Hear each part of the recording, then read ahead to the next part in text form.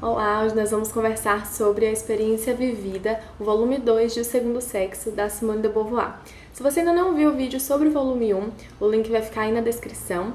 Enquanto naquele volume a autora tratava sobre a construção dos papéis de gênero, aqui ela trata sobre a materialização desses papéis, sobre como as mulheres incorporaram essas atribuições ao longo da história, sobre como elas interiorizaram essa ideia de que são inferiores aos homens. Esse livro é dividido em 4 partes: formação, situação, justificações e a caminho da libertação.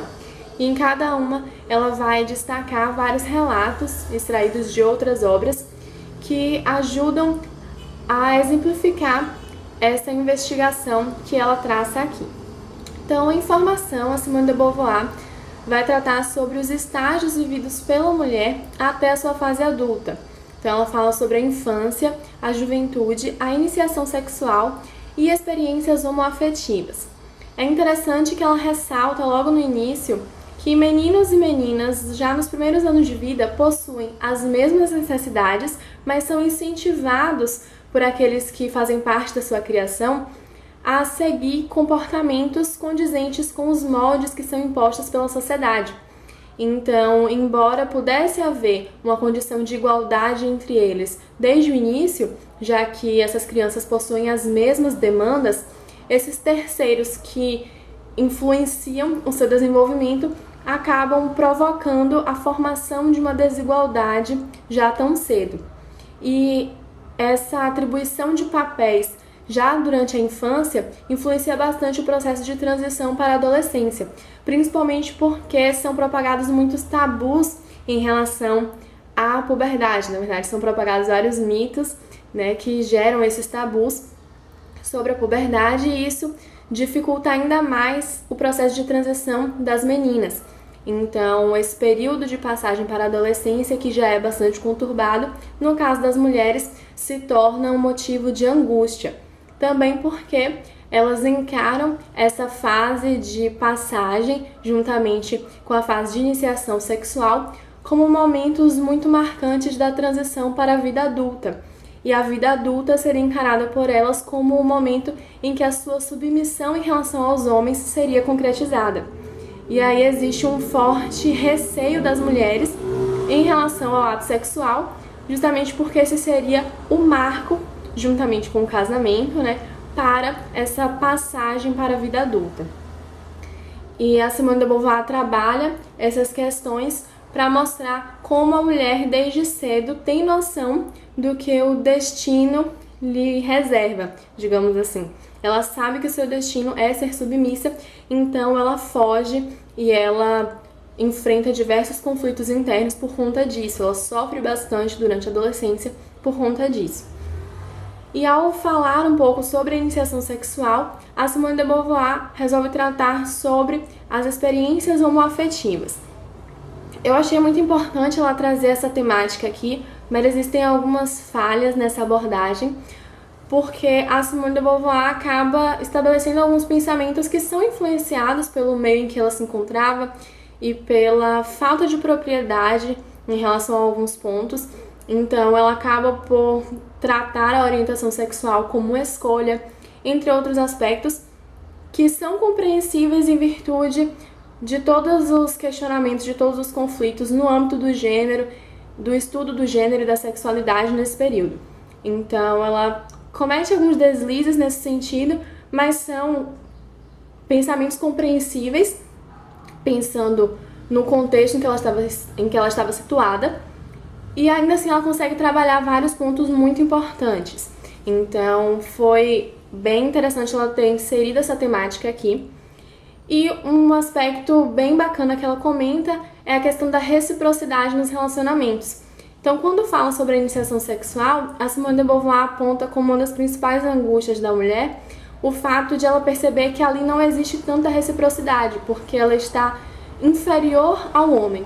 Já nas relações homoafetivas, essa reciprocidade seria mais facilmente encontrada porque as duas mulheres estariam numa posição de igualdade dentro daquele relacionamento.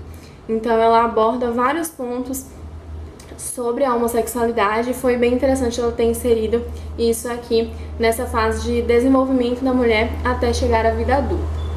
Na parte sobre situação, a Simone de Beauvoir comenta sobre as condições que a mulher pode assumir na sua vida durante essa fase adulta.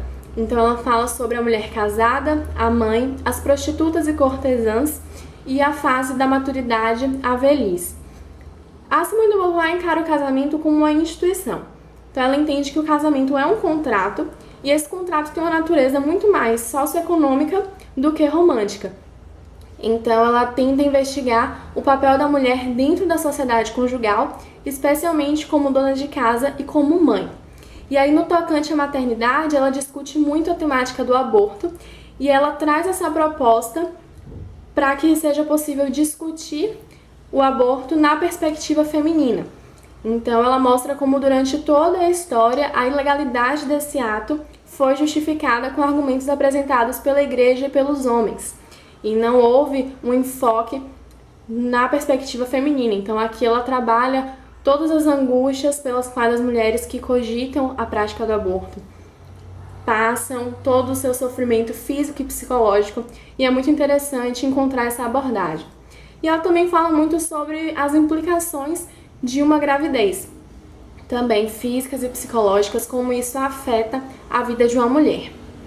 Em relação à prostituição, a Simone de Beauvoir tenta entender as causas desse fenômeno na sociedade e ela faz uma comparação entre a mulher casada e a prostituta. Ela entende que ambas são bastante parecidas porque elas estão submetidas a uma instituição e a um homem, embora em circunstâncias distintas. Nessa parte, a autora também fala sobre a vida social. O que ela trata como vida social aqui seriam aqueles bailes, aqueles eventos da sociedade em que as mulheres eram o centro.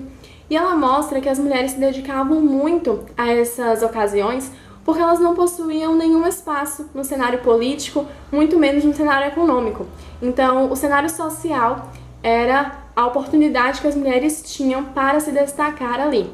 Por isso, elas se dedicavam tanto a essas ocasiões.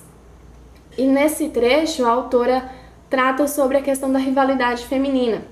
Ela afirma que, pelo fato de as mulheres compartilharem a mesma realidade, que seria essa realidade de submissão ao homem, elas possuem uma cumplicidade muito maior. Então, o vínculo entre elas é um vínculo de amizade.